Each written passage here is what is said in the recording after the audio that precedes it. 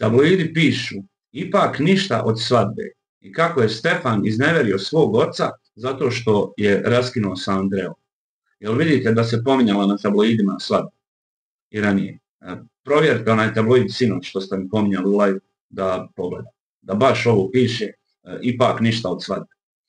Ali vidio sam da tabloidi pišu ponovo kako je Karićev tata odustao od učešća u Elite 9. Ljudi su zaboravili i da su tabloidi pisali da će biti svadbe o Kariću.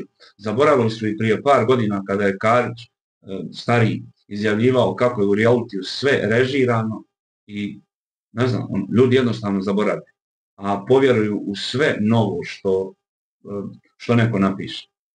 Ali ima neko ko ne povjeruje. Vidim da tabloidi pišu kako je Stanija objavila stanje na svom računu. Ona je to objavila na svom Instagramu. I stvarno sam pregledao stanje Instagram, vidi se da je leglo na račun 2.100.000 dinara. Jel zna neko da mi izračuna koliko je to evra? Nek napiše u komentar. Jer to je Stanji honorar za Elitu 9. Ja ne vjerujem da bi ona za taj honorar, u stvari ne znam, možda moguće da je to njen honorar za Elitu 9. Prije da je moguće da je pristala da dođe kao i svake godine, kada počinje reality, da ona se tu slika, ona je ipak popularna i time što se slika podigne popularnost reality. Ali Stanija je objavila da je taj poklon prihvatila i da mnogi ne znaju kroz šta ona prolazi.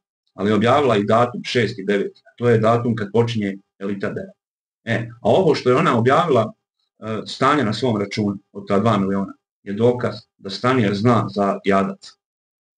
Tako se i moj kanal zove, a ponekad mi se čini da ja ne znam za jadac.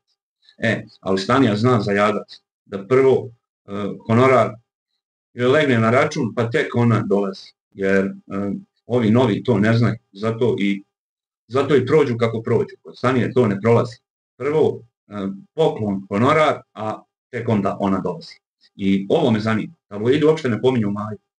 Jel zna neko je su Maja i Stanija u svađi? Ako zna, nek napiše u komentaru da znamo i mi ostali.